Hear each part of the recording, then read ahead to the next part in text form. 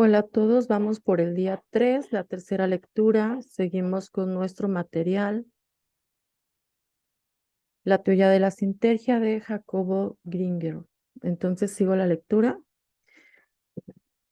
El cuerpo astral incorpora, además del espacio, el tiempo. Al igual que el cuerpo etérico, el astral puede localizarse en cualquier zona del espacio, pero no tiene límite alguno para viajar al pasado, incluso remoto.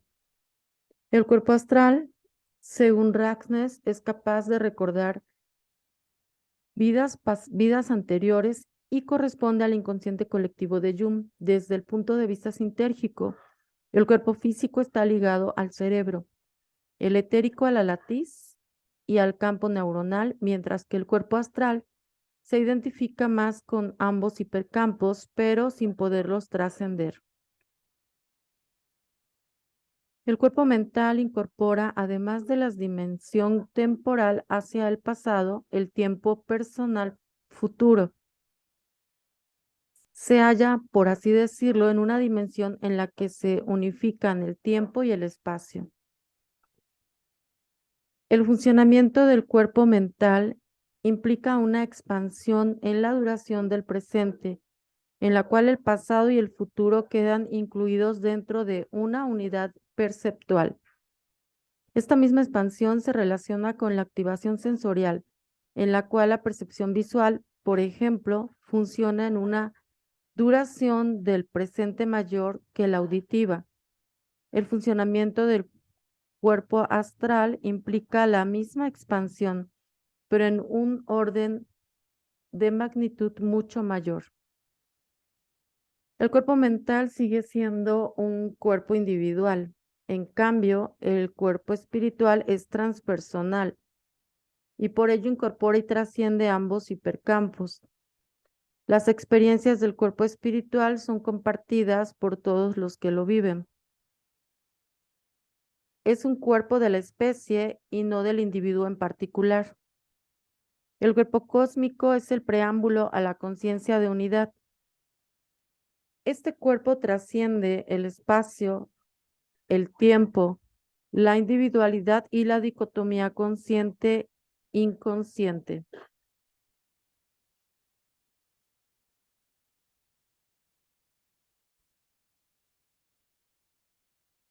Desde la perspectiva del cuerpo cósmico, todo posee conciencia. El cuerpo nirvánico no puede describirse, pues en él ya no existe el lenguaje. Equivale a la conciencia de unidad y a una completa identidad entre el campo neuronal y la estructura básica de la látiz. El modelo chamánico, el modelo chamánico es bifactorial, es decir, considera la existencia de dos niveles generales de la conciencia. Algunos chamanes denominan a estos dos reinos el mundo visible y el mundo invisible. Ver Greenberg Silverbaum, Los chamanes de México, volumen 1 al 7. IMPEC México, 1987-1990. Otros chamanes lo llaman el tonal y el nahual. Ver Carlos Castañeda, El fuego interno, MS México, 1987. El mundo visible equivale al tonal y se refiere al nivel de la conciencia cotidiana. En cambio, el mundo invisible o náhuatl hace referencia a un nivel de conciencia solamente accesible para los videntes. Los chamales o guruames de la Sierra Tarahumara hablan de la coexistencia de tres espíritus en cada persona, detonando con ello la presencia de por lo menos tres niveles de conciencia.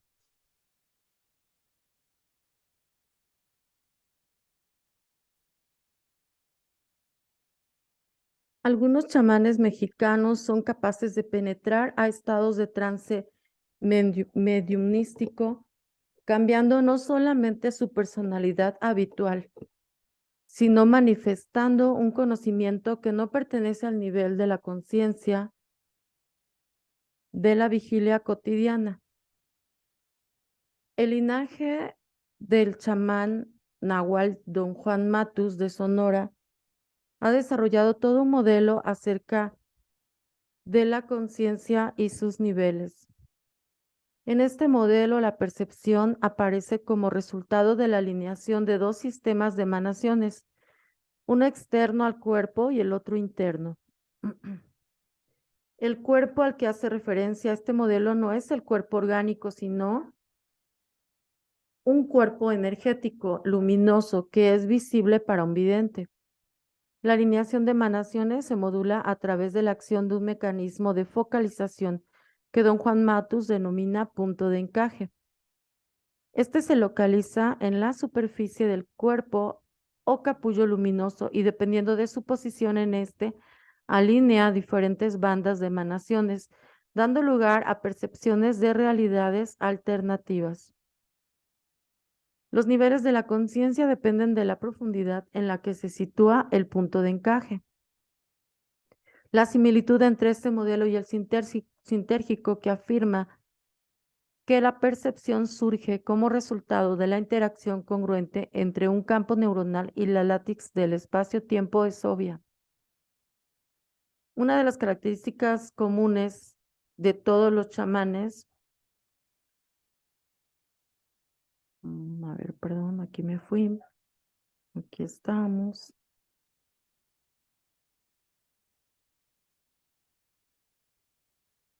Una de las características comunes de todos los chamanes auténticos es su capacidad de comunicación directa, la que les permite conocer sin el uso de instrumentos verbales el estado de la conciencia de quienes los visitan.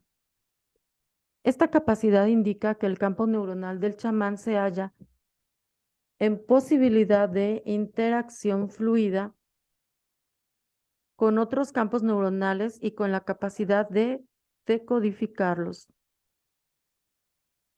De la misma forma, el chamán parece ser capaz de decodificar y experimentar en forma directa ambos hipercampos. Se podrían postular la existencia de un nivel de conciencia chamánica que he denominado la banda chamánica. Bert Rimberg, Simbelbaum, F. Los chamanes de México, volumen 1 al 7, IMPEC, México, 1987-1990. El modelo chamánico es complejo y varía de linaje a linaje, aunque en todos ellos se vislumbran características comunes como las mencionadas antes, y en especial la existencia de un modo de conciencia chamánica generalizada. El modelo budista. El modelo budista es también bifactorial y queda ejemplificado en la vida de su creador. Hace aproximadamente 2500 años, al que conocemos como Buda, nació hijo de un rey. Su infancia la vivió aislado dentro del palacio de su padre y rodeado de todas las comodidades. Nunca conoció la enfermedad, la vejez y la pobreza. Un día decidió salir de los jardines imperiales y por primera vez tuvo contacto con el pueblo. Asombrado y dolido se dio cuenta de la existencia de la invalidez y el pesar. Abandonó su vida aristocrática y durante años se sometió a múltiples enseñanzas con el objeto de lograr su propia iluminación.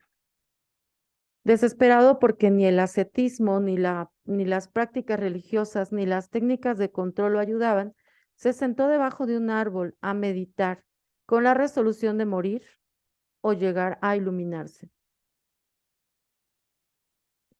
Después de varios días y al ver una estrella, alcanzó lo que deseaba. A partir de ese momento se dedicó a enseñar y hasta el resto de sus días lo hizo.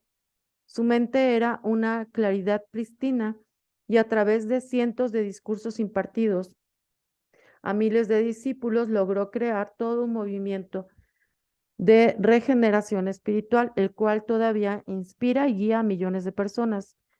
Buda era un maestro verdadero y como tal enseñaba a cada quien según sus necesidades y sus niveles de entendimiento. Sus alumnos más avanzados crearon sus propias escuelas y linajes tratando de conservar intacto y sin desviaciones la enseñanza original. Pero como cada discípulo, Buda le impartió un método individualizado. Estas escuelas difieren entre sí, aunque todas conservan la misma dirección. Por ejemplo, existen por lo menos 3 escuelas de Vipassana. Todas utilizan la observación como técnica de desarrollo, pero cada una en diferentes áreas y contenidos. La observación de las sensaciones corporales, observación de las emociones y pensamientos, observación del entorno. Los 3 afirman ser las depositarias de la enseñanza original de Buda y consideran a las otras como alejadas de la misma, cuando en realidad todas son la enseñanza original. La bifactorialidad del modelo budista es la misma que vivió Buda. Sus 2 estados de conciencia son la conciencia cotidiana previa a la iluminación y la conciencia iluminada. El nivel de conciencia cotidiana es aquel en el cual existe una identificación con contenidos emocionales, corporales o con fluctuaciones mentales. El nivel de conciencia iluminada trasciende las identificaciones fluctuantes y temporales y coloca al adepto en un estado de contacto con la realidad del yo puro. En ese estado, el placer y el dolor son vistos desde la misma perspectiva y no existen apegos ni sufrimientos mentales. El ser humano iluminado se libera y alcanza su verdadera identidad como la realidad misma y total. Buda describió una gran cantidad de estados de conciencia y sus análisis acerca de las condiciones mentales y sus vicisitudes no han podido ser superadas. Actualmente existen muchas diferentes escuelas de budismo.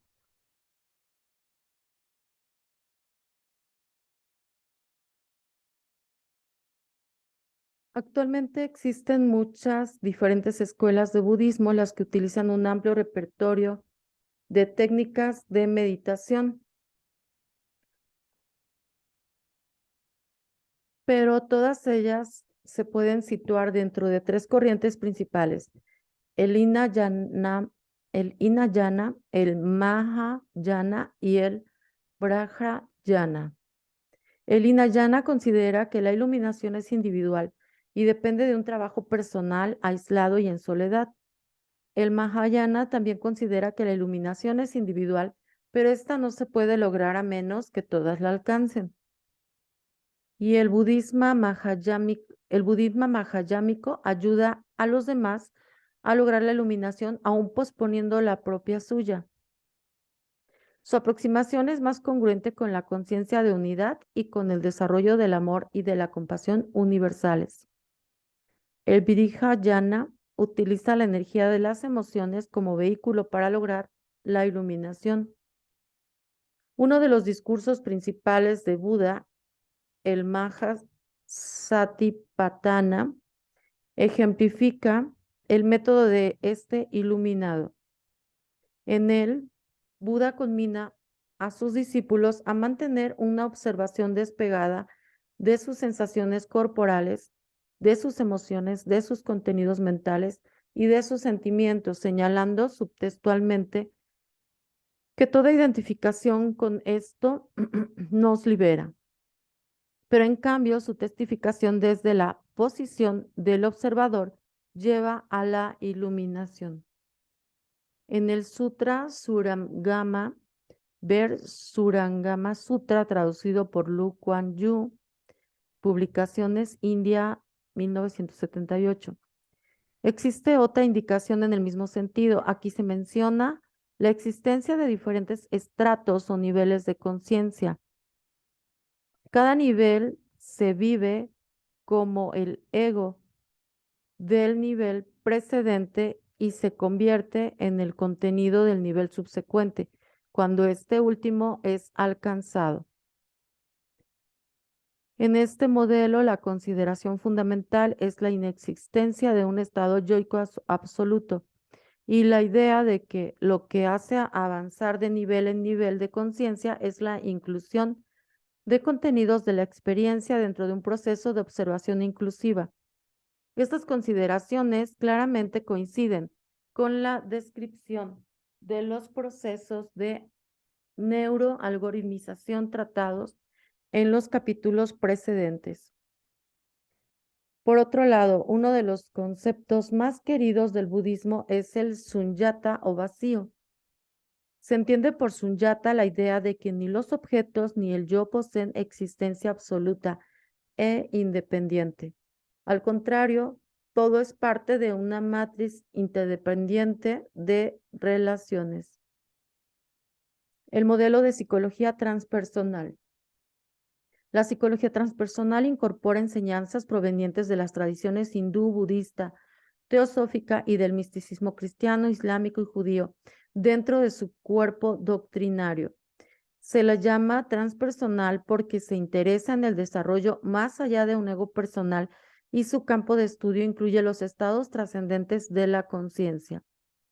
De acuerdo con la psicología transpersonal, el nivel de conciencia más natural y elevado es el de la conciencia de unidad, en el cual las diferencias entre objeto y sujeto, observador y observado se diluyen en una realidad única y todo abarcante. La conciencia existe en todo, pero el ser humano la fragmenta y limita, asignándole fronteras de separación. Estas fronteras están dadas por identificaciones limitadoras. La más común de todas las identidades es la que se asocia con el ideal del yo. Cuando un niño es educado, tanto sus padres como su escuela lo presionan para aceptar su conjunto de valores culturales, considerados positivos, y rechazar otros catalogados como negativos. La aparición de conductas negativas es castigada y la manifestación de pensamientos, ideas y acciones positivas es premiada. Poco a poco, el infante se identifica con los aspectos positivos y reprime los negativos. Si una sociedad considera que ciertas necesidades corporales son negativas, enseña a bloquearlas aun cuando éstas se manifiesten naturalmente. Se establece así la primera frontera de la conciencia. Cuando los aspectos negativos traspasan esa frontera, el propio sujeto se encarga de negarlos como parte de su identidad real. Solo aceptando como válido y verídico lo positivo, se crea así una personalidad o máscara y una sombra. La máscara es lo aceptado y la sombra lo rechazado. Cuando la sombra se activa, el sujeto acusa al exterior o a otros sujetos por su aparición. En los casos más graves, la sombra se manifiesta como alucinaciones o delirios de persecución. El sujeto incapaz de aceptar como parte de su identidad real a los aspectos negativos los proyecta a los otros, salvaguardando así su identidad con los aspectos positivos. Cuando la tensión entre la personalidad y la sombra se hace insuperable, sobreviene una crisis de identidad, la que o bien se somatiza provocando una enfermedad y en su extremo la muerte, o bien activa un proceso de incorporación de la sombra a la máscara. Cuando esto último sucede y el sujeto logra aceptar una parte suya, como parte suya lo negativo, que antes rechazaba y proyectaba al exterior, sobreviene un cambio de conciencia. En este, el sujeto adquiere un ego, el que integra en una unidad los aspectos positivos y negativos. Esta nueva identificación incorpora al cuerpo y sus necesidades como partes de la identidad real. Se diluye una frontera de separación y la conciencia se expande. Sin embargo, en este nivel de conciencia de Ken Wilber denomina del centauro y que ya incluye el cuerpo y la sombra, todavía existe una frontera entre el yo y el otro, o entre el sujeto y el objeto. Para acceder a un nuevo nivel de conciencia, la noción del cuerpo debe sufrir una expansión. En esta se incorporan al yo los acontecimientos, las experiencias y los patrones que antes eran considerados como pertenecientes a lo externo, es decir, al no yo. De esta forma, el centauro se comienza a identificar con su territorio y acontece un acercamiento a la unidad con los demás. Los otros ya no están separados, sino que se viven como unidos en una nueva identidad. Más adelante, el sujeto se reconoce como un verdadero hijo del hombre. Es decir, su conciencia ya no es la de la persona, la de una persona independiente y separada, sino humana en el más alto sentido de la palabra. Todas las emociones humanas, todos los sentimientos y experiencias que son capaces de vivirse como ser humano se aceptan como parte de la identidad.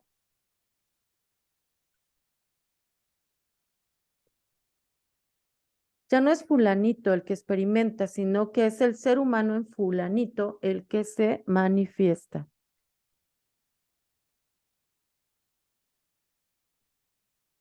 Esta identificación con lo humano es un nivel de la conciencia más expandido que la conciencia del centauro, pero aún es limitado y con fronteras de separación.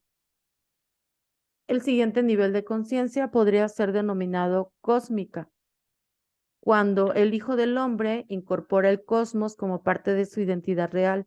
Por último, el hombre cósmico se convierte en el ser o en la existencia pura y dejan de existir denominaciones e identidades parciales.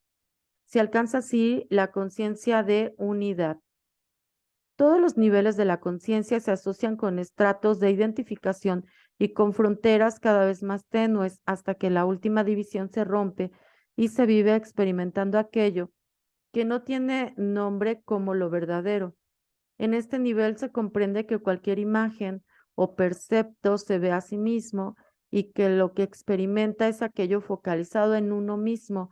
Y por último, aquello y uno mismo se acaban por fundir en el uno. El modelo sintérgico. El mayor deseo de todo pensador es llegar a una concepción de la realidad que permita aceptar su diversidad infinita, pero que al mismo tiempo lo sitúe en la perspectiva de una visión unificadora de la misma.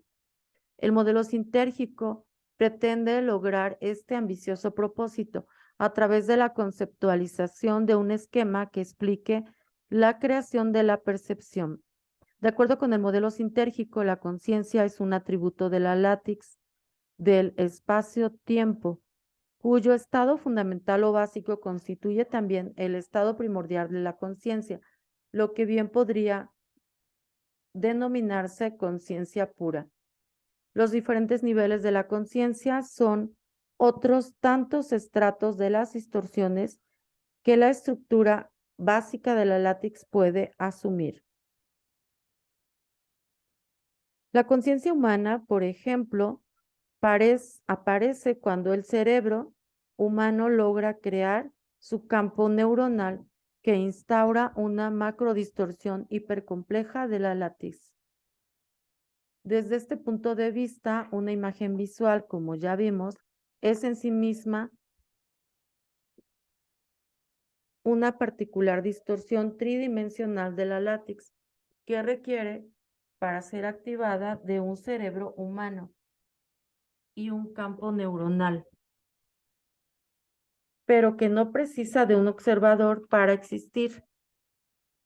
Por ello, S.M. Goenka, uno de los más afamados maestros de Vipassana, afirmó en una ocasión, Comunicación Personal 1984, que la imagen se ve en sí misma y el sonido se oye en sí mismo. Las diferentes cualidades de la conciencia y sus niveles son explicados por la teoría sintérgica como asociados con estratos discretos de la organización de la látice. Estas bandas sintérgicas corresponden también con estratos discretos neurosintérgicos del campo neuronal. La látice parecería ser capaz de distorsionarse a lo largo de un continuo sin pasos abruptos, Lo mismo podría ser considerado para la neurosintergia del campo neuronal. Es decir, teóricamente no tendrían que existir ni bandas sintérgicas en la látex, ni niveles cuánticos de organización neurosintérgica del campo neuronal. Sin embargo, toda evidencia descrita en este capítulo acerca de la existencia de diferentes niveles de la conciencia señala que debe ser asumida una organización discreta tanto para la látex como para el campo neuronal. De esta forma, cada nivel de la conciencia correspondería con una interacción congruente entre una banda sintérgica y un campo neuronal, con un nivel neurosintérgico análogo a la sintergia de la banda correspondiente de la latiz. De la misma forma que cada punto de la latiz contiene la totalidad, así cada experiencia es una vivencia de la totalidad por la totalidad misma. El hecho de que no lo comprendamos así depende de nuestro nivel de entendimiento y de la identidad que asumimos. Vivir una imagen visual como vista por sí misma requiere de un darse cuenta difícil de lograr.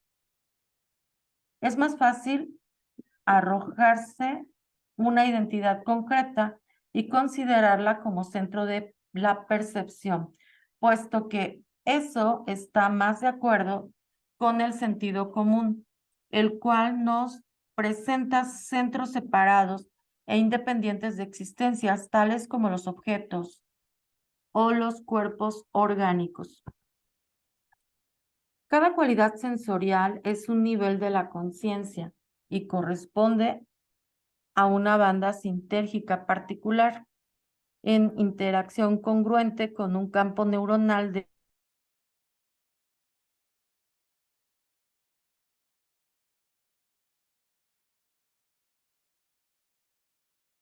cada cualidad sensorial es un nivel de la conciencia correspondiente con una banda sintérgica particular en interacción congruente con un campo neuronal de una neurosintergia específica.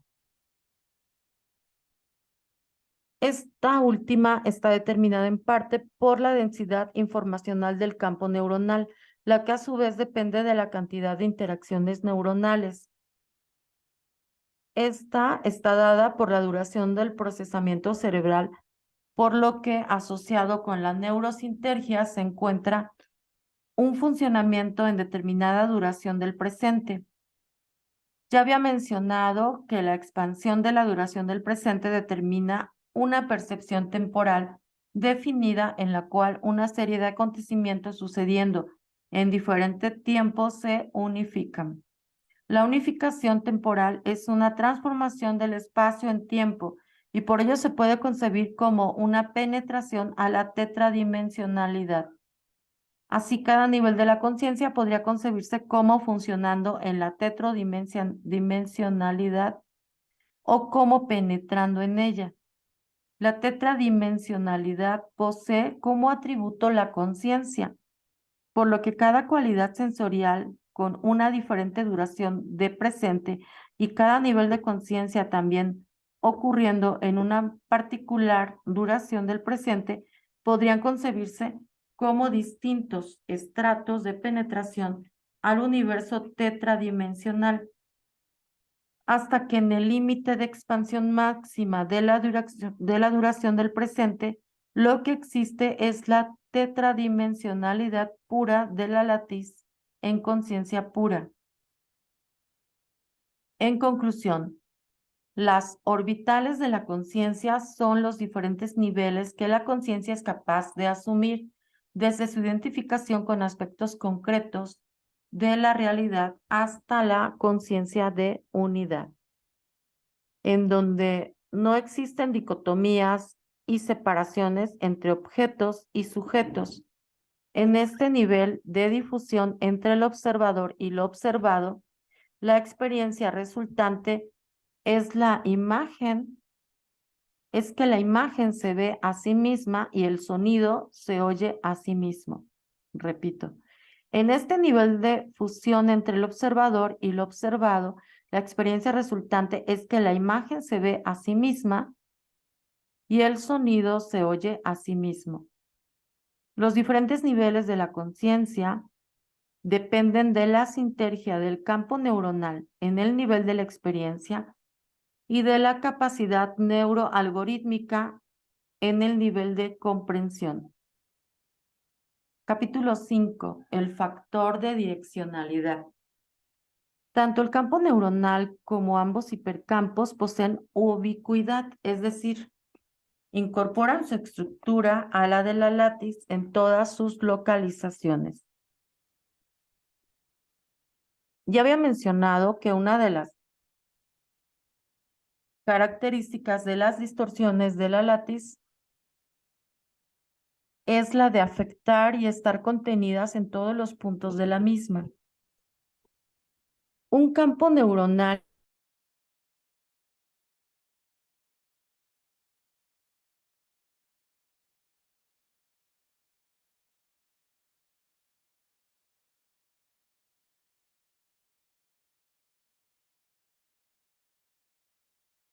ya había mencionado que una de las características de las distorsiones de la látex es la de afectar y estar contenidas en todos los puntos de la misma. Un campo neuronal como macrodistorsión hipercompleja de la látex cumple también con esta condición básica, hasta no conocer los límites de densidad e inclusión informacional que son capaces de contener los puntos de la látex. No podremos saber si un campo neuronal puede representarse en forma total, en la misma dimensión del espacio que otras distorsiones menos complejas de la látiz. Pero, independientemente de si la respuesta a esta interrogante fuera afirmativa o no, la condición de ubicuidad debe cumplirse también para el campo neuronal. Desde este punto de vista, la experiencia no tiene por qué estar localizada.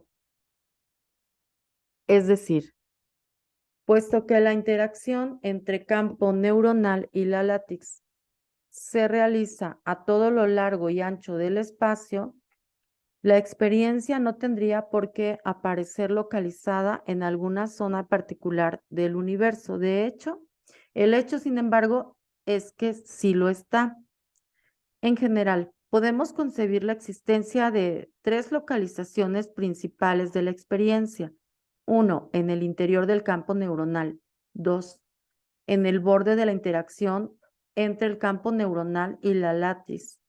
Y tres, en la látiz misma. La primera localización desemboca en una experiencia intracorpórea. La segunda, en una localización de la experiencia en la experiencia misma. Y la tercera, en una localización extracorpórea. Los estudios del chamanismo mexicano, Baird, Grimberg, Silverbaum, Los chamanes de México, volumen 1 al 7, IMPEC México, 1987-1990, demuestran la existencia de seres humanos que pueden localizar su percepción en diferentes zonas de la látex alejadas de su cuerpo orgánico. Doña Pachita, por ejemplo, era capaz de situarse fuera de su cuerpo en diferentes lugares del espacio. Baird, Grimberg, Silverbaum, J. Los chamanes de México, volumen 3, IMPEC México, 1989. Pero no es necesario considerar estas portentosas hazañas de la percepción para darnos cuenta que percibimos la interacción de nuestro campo neuronal y la látex en forma focalizada. Cuando, por ejemplo, observamos un paisaje o cualquier objeto, cada punto de la látex lo contiene, además de toda la información del universo, tal y como lo mencionaba Moisés Cordovero. En donde tú te halles, allí se encuentran todos los mundos. Podríamos, al ver el paisaje, decodificar la imagen de los cráteres de la Luna o percibir una galaxia distante, porque cada punto de la látiz contiene la información de ellos.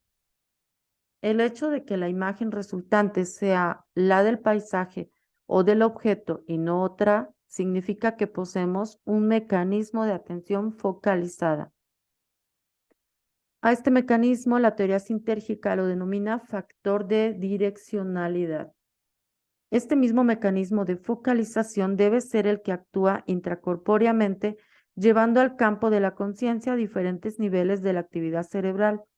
El más usual de estos niveles se encuentra al final del procesamiento cortical y es el que nos permite experimentar. ¿Cómo lo hacemos? Ni la salida de la retina es percepto consciente, ni la activación talámica lo es, así como tampoco la activación de los diferentes niveles cerebrales o cerebelosos lo son.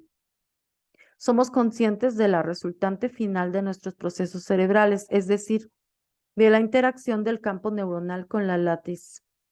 Sin embargo, con un entrenamiento adecuado, Bert Gimber, Simberbaum, Meditación Autoalusiva, IMPEC, México, 1987, podemos hacernos conscientes de la actividad neuronal cortical e incluso subcortical. Dependerá de dónde enfoquemos el factor de direccionalidad, a cuál nivel de la actividad intracorpórea tendremos acceso. Por tanto, el factor de direccionalidad determina en su enfoque la percepción consciente tanto de aspectos externos a nuestro cuerpo orgánico como internos de este último.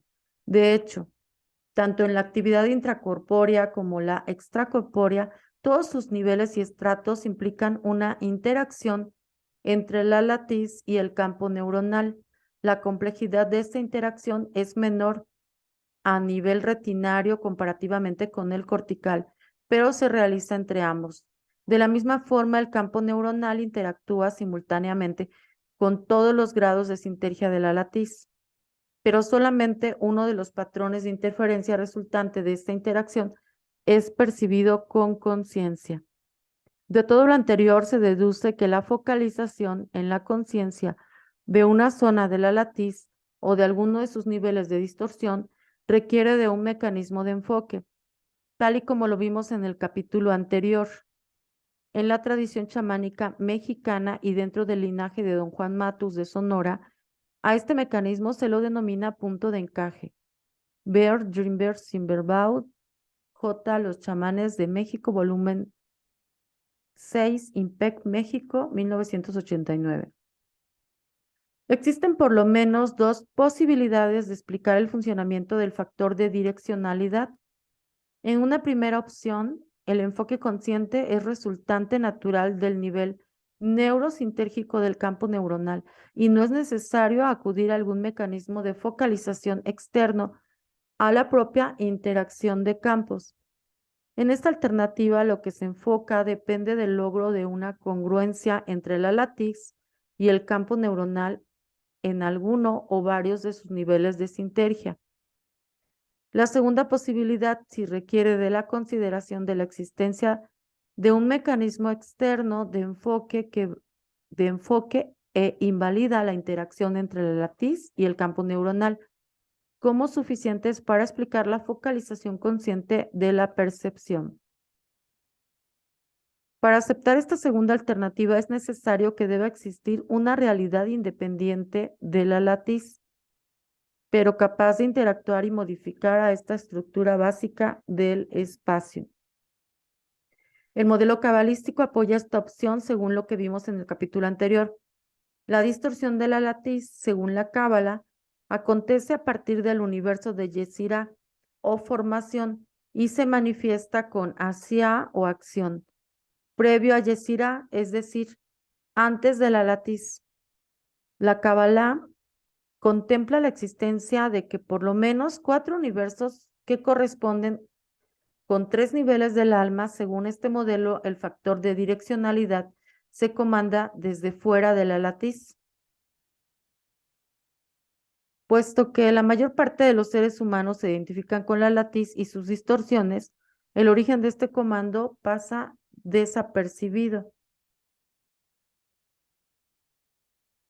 Solamente quien logre una percepción de los universos previos a la latiz, es decir, quien haya logrado situarse en un nivel del alma superior a Ruach o espíritu, reconocerá que el enfoque de su atención es un asunto siempre trascendente. Desde esta perspectiva, los seres humanos somos instrumentos de una realidad más expandida. Esta realidad se manifiesta a través de nosotros en formas individualizadas y dependientes de la estructura corporal y mental de cada uno. Parecería que nuestro desarrollo implica lograr una apertura para que aquello que constituye la realidad fluya libremente a través de nosotros. La postulación básica de la teoría sintérgica, al considerar la percepción como resultado de la interacción congruente del campo neuronal y la látex y la existencia de las bandas sintérgicas, explican esta condición humana de ser un instrumento de recepción de una realidad más expandida. Capítulo 6. El observador y la individualidad. El camino que propone la teoría sintérgica para el logro de la conciencia de unidad implica la incorporación simultánea de un acto de observación de tantos contenidos de la experiencia hasta que estos y el observador se fundan en uno. En términos más técnicos al proceso anterior, podría denominársele de neuroalgoritmización expandida. Así como los neuroalgoritmos polisensoriales de alta inclusión incorporan toda la información del cerebro dentro de un patrón de alto poder, dando lugar a una experiencia de integración yoica, así la expansión de neuroalgoritmización hasta el grado de incluir toda la información posible hace que en su extremo la información incluida y el neuroalgoritmo resultantes sean indistinguibles de la latiz misma, dando lugar a la desaparición de la diferencia entre objeto y sujeto. En esta conciencia de unidad, el observador y sus contenidos de percepción se funden en una unidad, es decir, se vuelven uno.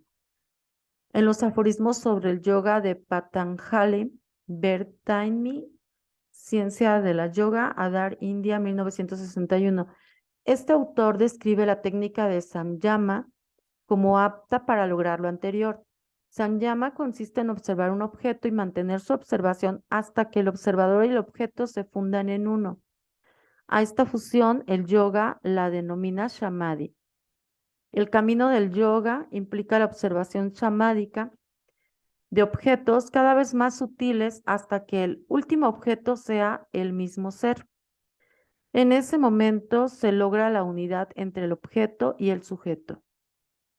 En el modelo de la Cábala, cada nivel del alma, desde Nefesh hasta Yehidá, singularidad,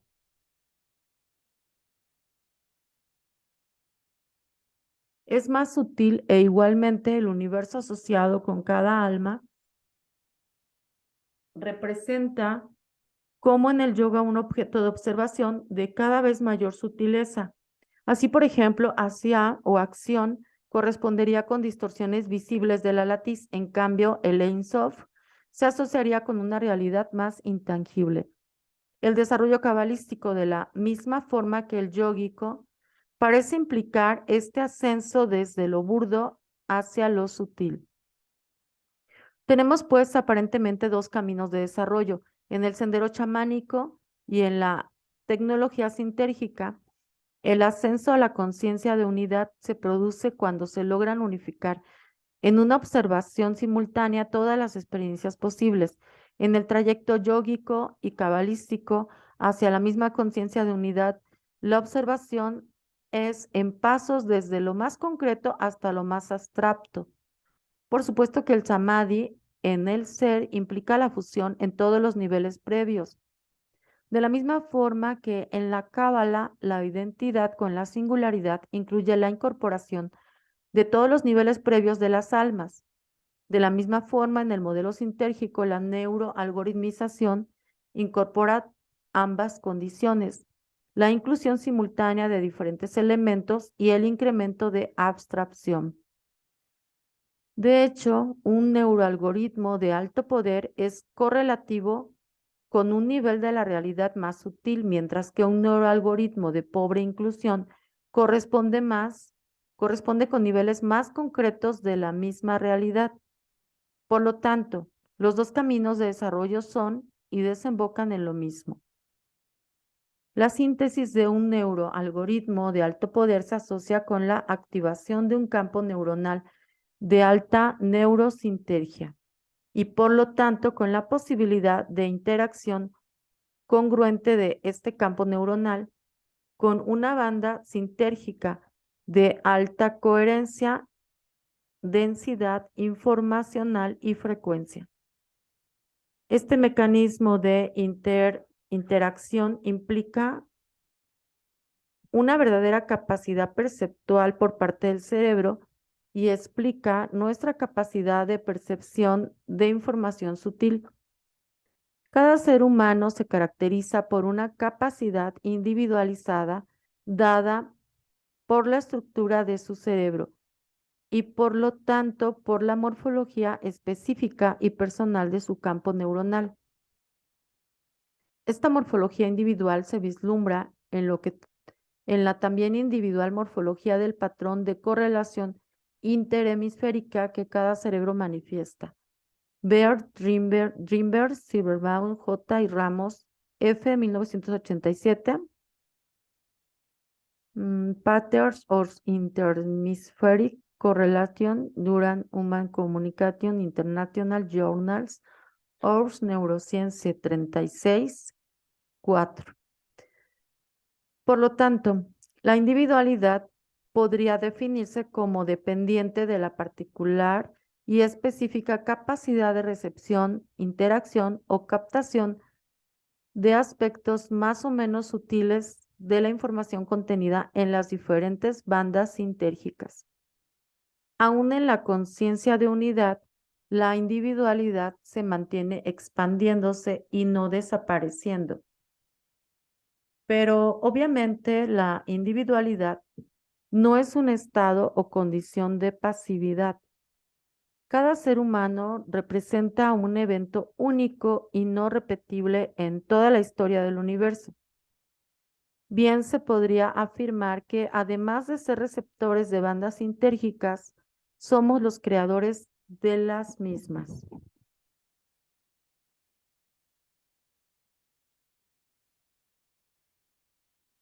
Los seres humanos más evolucionados de todos los tiempos han legado a la especie las bandas sintérgicas que ellos crearon. Algunas tradiciones, como la tibetana, poseen técnicas para recrear tales bandas y así experimentar los estados de conciencia de sus creadores. Para lograr esta portentosa hazaña de la percepción utilizan visualizaciones. Los famosos tankas en los que están dibujados deidades budistas con gran lujo de detalles son visualizados con la máxima exactitud por adeptos entrenados. Los esquemas geométricos, colores y formas inscritos en estos dibujos, al ser visualizados, activan un estado cerebral que sirve para activar un campo neuronal con la morfología exacta para establecer una interacción congruente con la banda sintérgica que representa el nivel de conciencia de la deidad correspondiente. La Cábala también ha desarrollado técnicas de visualización para, por ejemplo, recrear el estado de conciencia asociado con los diferentes sefirot.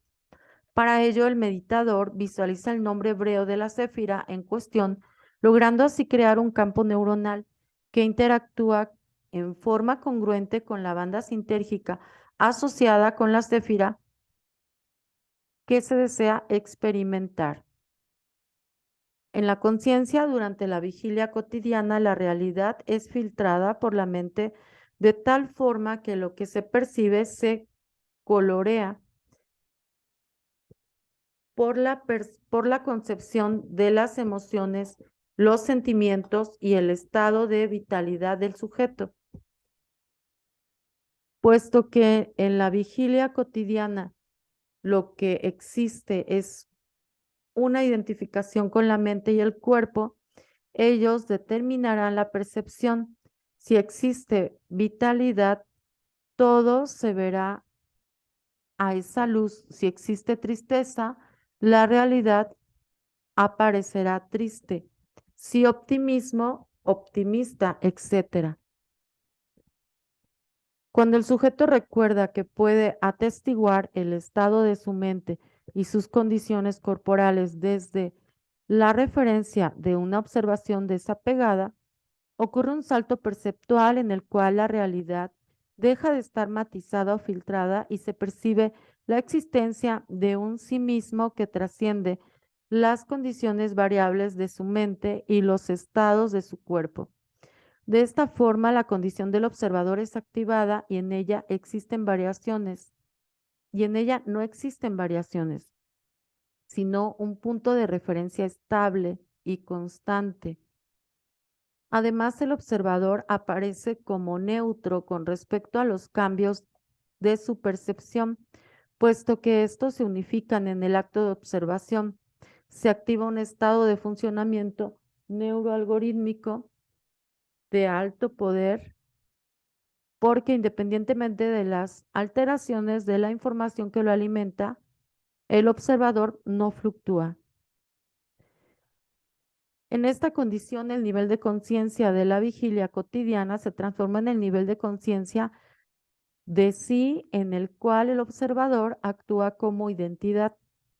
Sin embargo, en el siguiente nivel de conciencia, el observador desaparece como entidad separada de sus objetos de observación y se alcanza la conciencia de unidad en la cual la diferencia entre el sujeto y el objeto se acaba.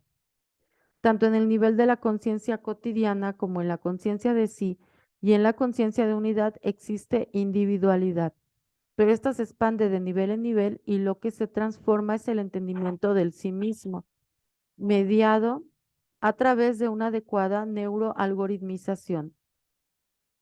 El paso de la conciencia de sí a la conciencia de unidad se produce cuando el acto de observación incorpora todos los contenidos posibles de la experiencia.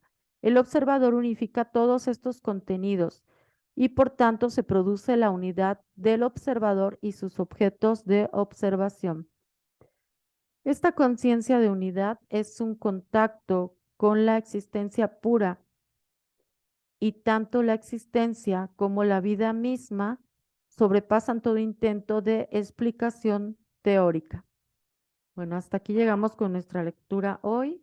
Continuamos mañana con nuestra lectura. Soy Pati Carmona y te recuerdo que ser feliz es por decisión.